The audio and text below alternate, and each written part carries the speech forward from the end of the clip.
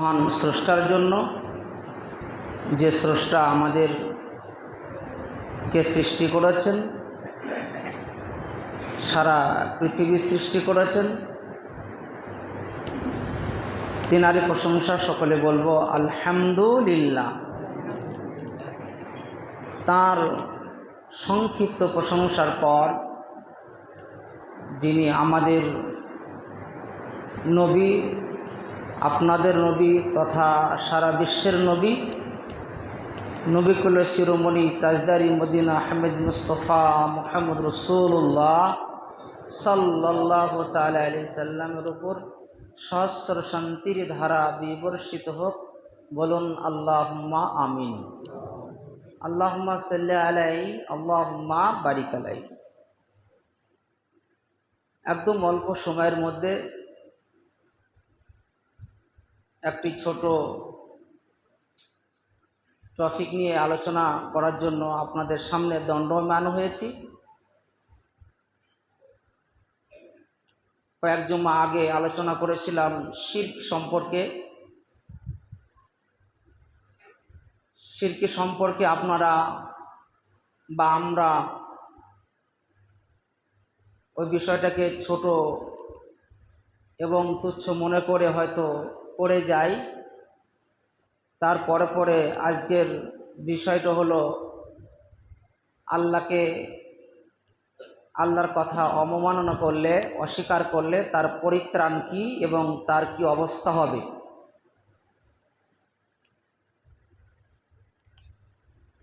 মরণের পরে আমরা তো সবাই মরব, ইনশাল্লাহ মরতে হবেও,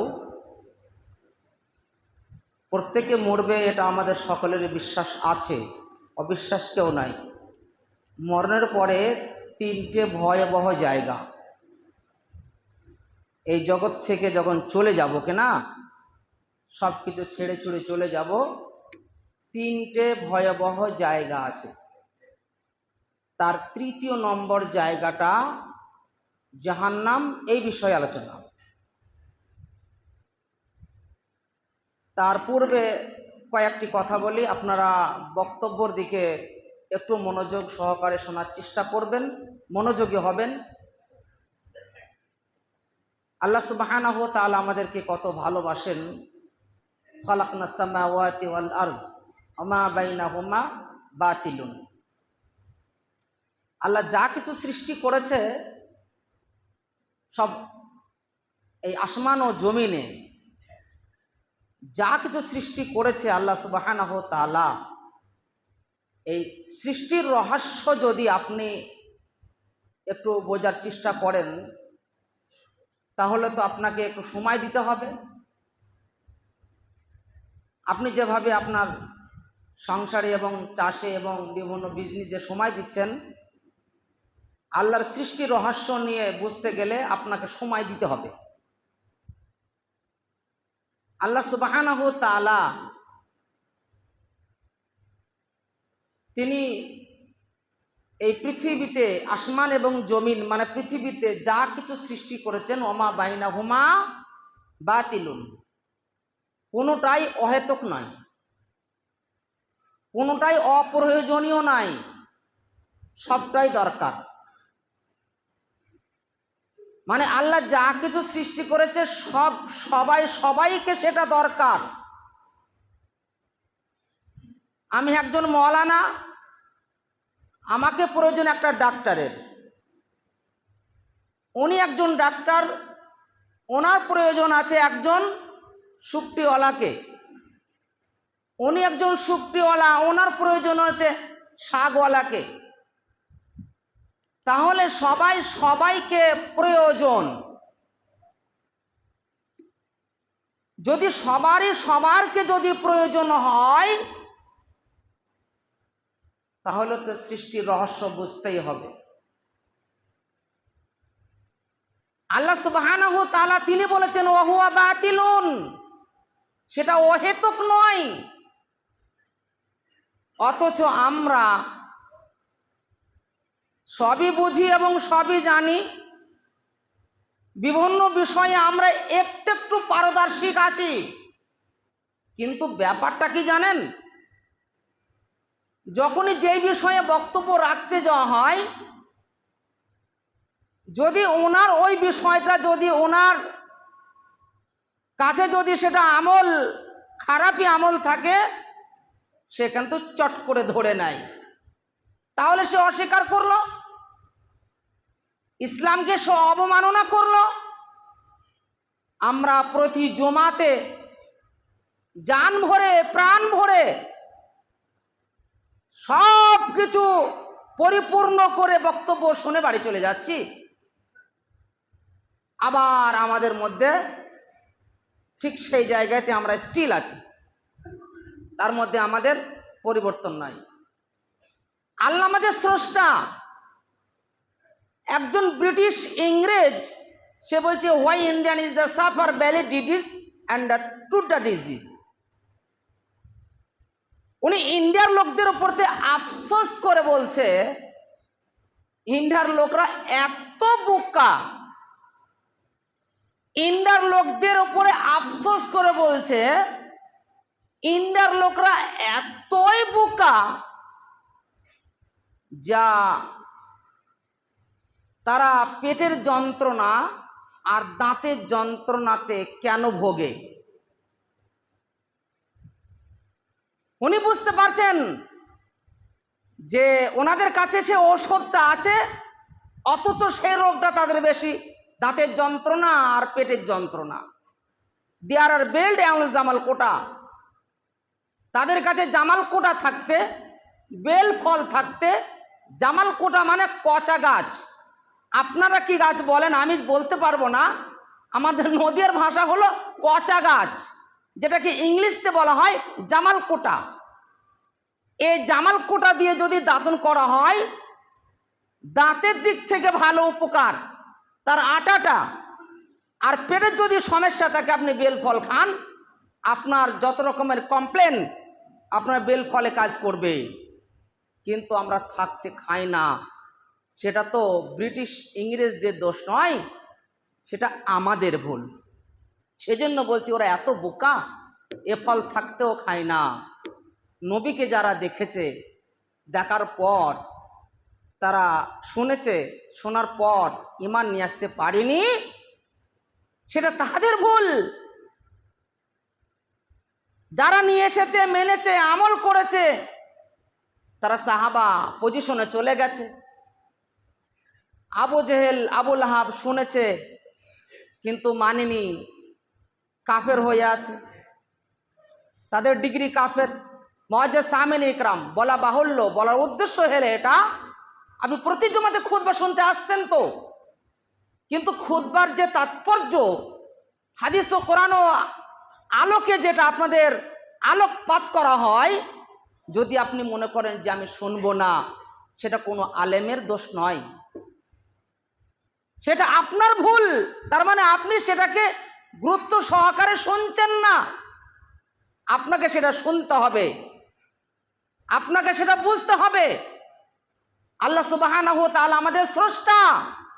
তিনি কেমন স্রষ্টা? এই যে পানি, আমরা পানি ব্যবহার করি, কিন্তু পানির মধ্যে কি তাৎপর্য আছে আমরা জানি? আমরা কেউ বুঝি? পদার্থবিজ্ঞানরা রিসার্চ করে, অ্যানালাইসিস করে দেখেছে যে পানির মধ্যে দুটো জিনিস আছে, একটা হচ্ছে অক্সিজেন আর একটা হচ্ছে হাইড্রোজেন।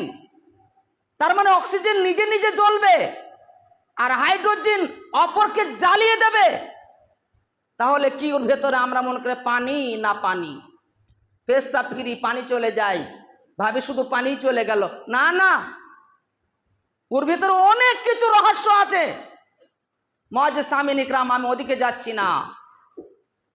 আল্লাহ সুবহানাহু ওয়া তাআলা বলছেন, এই সৃষ্টির বৈচিত্র্যময়, এতগুলো দিয়েছি, পৃথিবী দিয়েছি মানুষের জন্য, মানুষ তবু রাস্তা ভুলে যায়, তাও মানুষ অস্বীকার করে, তাও মানুষ বিশ্বাস হারিয়ে ফেলে। এই বিশ্বাস হারিয়ে ফেললে আল্লাহ সুবহানাহু ওয়া তাআলা তিনি বলছেন যে আমি তাদের জন্য রেখেছি জাহান্নামের আযাব, শাস্তি রেখেছি।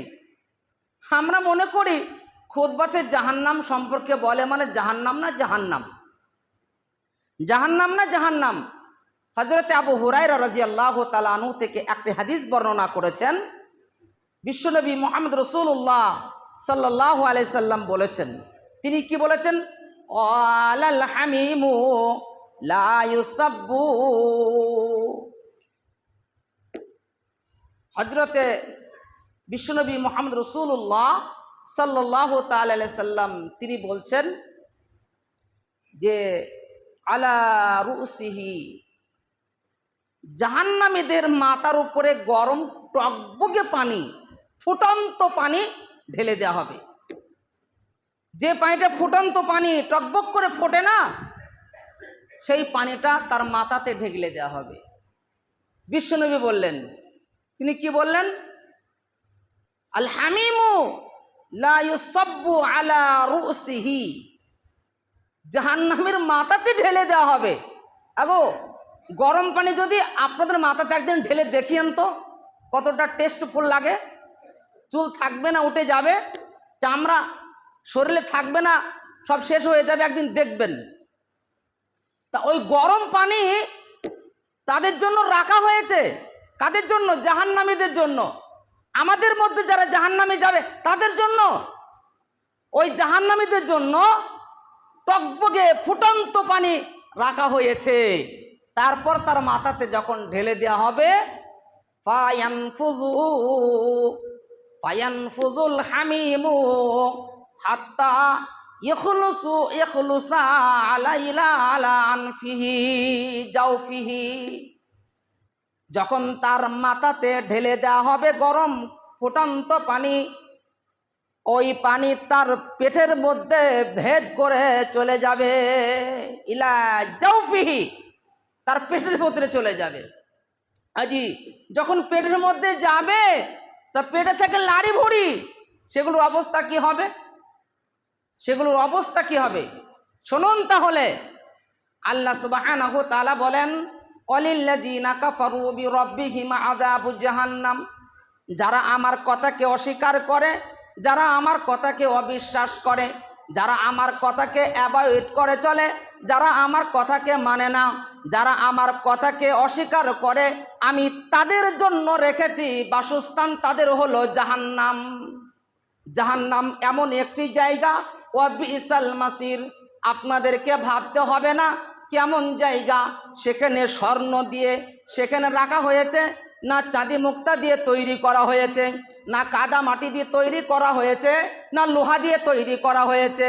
কেমন জায়গা আল্লাহ সুবহানাহু ওয়া তাআলা তিনি বলে দিলেন, ওয়া বিসাল মাসির, তার পুরো অ্যাড্রেস আল্লাহ সুবহানাহু ওয়া তাআলা, তার পুরো ঠিকানা আল্লাহ সুবহানাহু ওয়া তাআলা তিনি সারা বিশ্বের মানুষদেরকে জানিয়ে দিয়েছে, ওরে তোরা সাবধান হয়ে যা, তোরা যদি আমার কথাকে অস্বীকার করিস, তোরা যদি আমার কথাকে অবমাননা করিস, আমার কথাকে যদি তোরা এড়িয়ে চলিস, তাহলে তোদের জন্য আমি জাহান্নামের আযাব রেখেছি।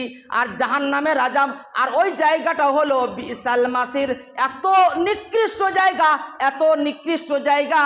ইজা উলকু ফিহা সামিউ লাহা, যখন ওই জাহান্নামে যখন কোনো জামাতকে, একটা ব্যক্তিকে ফেলে দেওয়া হবে, ধরেন কাউকে যখন ফেলে দেওয়া হলো, তার মনের মধ্যে কেমন আতঙ্ক হবে, তার মনের মধ্যে কেমন ভয় লাগবে জানেন তো?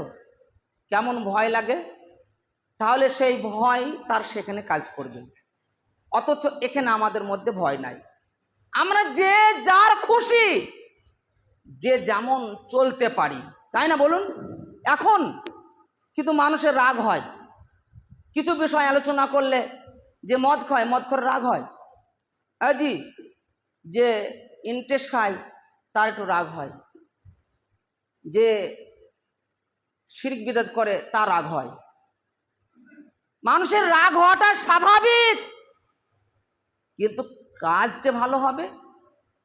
জি, একজন ডাক্তার সার্জন একজন রোগীকে কাটাকাটি করবে, তার রুগীর তো লাগবে, কিন্তু রুগীর লাগে বলে সার্জন কি ডাক্তার কি ছেড়ে দেয়? লাগে, তবু তো কাজটা করে, কারণ পরবর্তী ভালো হবে। সেটা ক্যান্সার যাতে না হয়, বড় রোগ যাতে ধারণ না করে, সেটা তো ডাক্তারের চিন্তা ভাবনা। কিন্তু মানুষ এটা মনে করে এখানে আলোচনা হলে সে বিষয়ে ভাবলো যে আমাকে ক্ষতি করে দিল, তা নয়। তাহলে অস্বীকার করা হলো, কোরআন ও হাদিসকে অস্বীকার করা হলো। আমাদেরকে এই বিষয় নিয়ে অবশ্যই আমাদেরকে একটা চেতনা নিয়ে আসতে হবে। কারণ সেই জায়গায় যখন চলে যাব, ঠিক যখন ফেলে দেওয়া হবে, ইজাউল কফিহা সামিউলাহা, কোনো জামাতকে যখন তাদেরকে তাড়িয়ে নিয়ে গিয়ে যখন ধাক্কা মেরে ফেলে দেওয়া হবে, সেখান থেকে একটা বিকটময় আওয়াজ শুনতে পাবে, বিকটময় আওয়াজ শুনতে পাবে। সেই আওয়াজ যখন শুনতে পাবে, তখন সেই গেট ফেরেশতা বলবে, তোমাদের কাছে কেউ ভয় দেখানো আল্লাহ যায়নি? সাআলাহুম খাজানাতুহা আলাম ইয়াতিকুম নাযির, কেউ যায়নি, বলার মতো কেউ ছিল না। তখন তারা বলবে, ক্বালু বালা ক্বাদ জাআনা নাযির, হ্যাঁ আমাদের ভয় দেখানোর মতো লোক গিয়েছিল, আমাদেরকে বলেছিল। ক্বালু বালা ক্বাদ জাআনা নাযির, হ্যাঁ আমাদের কাছে গিয়েছিল এবং আমাদেরকে ভয় দেখিয়েছিল। ফাকাজ্জাবনা, আমরা সেটাকে মিথ্যা মনে করে নিয়েছিলাম, ভেবে নিয়েছিলাম যেটা একটা বলার কথা তাই বলেছিল, এটা আমরা মনে করেছিলাম। বন্ধুবর্গ, সেদিন যখন ওই জায়গাতে যাওয়া হবে, অবস্থাটা কি হবে? আল্লাহ সুবহানাহু ওয়া তাআলা তিনি অন্য জায়গায় বলছেন, ইন্না জাহান্নামা কানাত মিরসাদা। জি, একটা বক বা একটা বিড়াল দেখবেন ইঁদুর ধরার জন্য কিভাবে তার টার্গেটটা থাকে, কেমন ওত পেতে বসে থাকে। দেখবেন একটা বিড়াল ইঁদুর ধরার জন্য কিভাবে ওত পেতে বসে থাকে, একটি বক মাছ ধরার জন্য কিভাবে ওত পেতে বসে থাকে, তাই ওইভাবে টার্গেট জাহান্নাম ওত পেতে বসে আছে জাহান্নামীদের জন্য। যখনই আমরা যাব, খপ করে ধরে নেবে, ইন্না জাহান্নামা কানাত মিরসাদা, ওটাই আমার জায়গা। জাহান্নাম হলে একটা ফাঁদ, একটি ফাঁদ জাহান্নাম। তাই সেই ফাঁদে যখন আমরা যাব, লিত্তাগিনা মাআবা, সেটা আমাদের বাসস্থান, মানে জাহান্নামীদের বাসস্থান। তাহলে জাহান্নামী যখন আল্লাহ সুবহানাহু ওয়া তাআলা দিয়ে দিলেন, তারপরে সেখানে একটা দেখাশোনা আমাদের চলবে, জান্নাতের দিকে তাকিয়ে দেখতে পাবো। তাই তো ওরা কিভাবে খাচ্ছে, ওদের নিয়ামত কেমন। তখন তারা বলবে যে ওরে জাহান্নামীরা, তোরা এই অবস্থা, আর জান্নাতি দেখে বলবে আমাদেরকে কিছু খাবার দাও, আমাদের আর কষ্ট সহ্য হচ্ছে না। ভাবো, ওখানে যদি কষ্ট সহ্য হচ্ছে না যদি বলেন, তাহলে আর আপনি পাবেন ওদের কাছ থেকে পারমিশন? সেখানে জান্নাতীদের কাছ থেকে নয়, পারমিশন নয়। তাই তারা বলবে, দোজকি খোরাক পাবে খেতে ঝাড় কাঁটা, দোজকি খোরাক পাবে খেতে ঝাড় কাঁটা, ভোগ না যাইবে তাতে না হইবে মোটা। জাহান্নামীরা খাবার পাবে না, এটা কথা ঠিক নয়। জাহান্নামীদের জন্য খাবার রাখা আছে, জাহান্নামীদের জন্য জাক্কুম খাবার রাখা আছে। যখন তাদেরকে সেটা খেতে দেয়া হবে, গলা থেকে আর নামবে না। যখন খেতে যাবে, গলা থেকে নামবে না, আবার গলা থেকে উড়ে আসবে না। আপনি সমস্যায় পড়ে যাবেন, জাহান্নামী সমস্যায় পড়ে যাবে রে। যখন সে খেতে যাবে, ভেতরেও যাবে না এবং ওপরেও আসবে না, মোটাও হবে না, সে চিকনও হবে না, পেট ভরবে না, খিদে মিটবে না। তাই বলছেন, দোজকি চাইবে সব জান্নাতীর কাছে, থোড়া পানি ঢেলে দাও তবে জান বাঁচে। এইভাবে দেখতে দেখতে ওদের কাছে আফসোস করে বলবে, ওগো তোমাদের নিয়ামতগুলো আমাদেরকে কিছু দাও, আমরা থাকতে পারছি না, আমরা সহ্য করতে পারছি না, বহুত খিদে লেগেছে, ক্ষুধার জ্বালায় আমরা থাকতে পারছি না। তখন তারা বলবে, একথা শুনিয়া জান্নাতীর জবাব দেবে যে তাদের, আল্লাহর হুকুম নাই দিতে তোমাদের, তোমরা হাজার সাল কান্দিতে তাকিলে এ জান্নাতের খানা পানি চাকিতে না পাবে। তোমরা যদি হাজার হাজার বছর কান্না করো, তবু তোমাদেরকে দেওয়ার জন্য আমাদেরকে পারমিশন দেওয়া হয়নি। তুমিও দুনিয়াতে ছিলে, আমিও দুনিয়াতে ছিলাম, তুমিও কাজ করেছো, আমিও কাজ করেছি, কিন্তু আমাকে এখানে রেখেছে আল্লাহ সুবহানাহু ওয়া তাআলার যে রহম, তোমাকে ওই জায়গাতে রেখেছে। তুমি যা কাজ করেছো সেই কাজের মুআফিক তোমাকে রেখে দিয়েছে, কিন্তু আমাদের কাছে চাইলে তোমাকে জান্নাতের পানিও দেওয়া হবে না। কি অবস্থা হবে বলুন?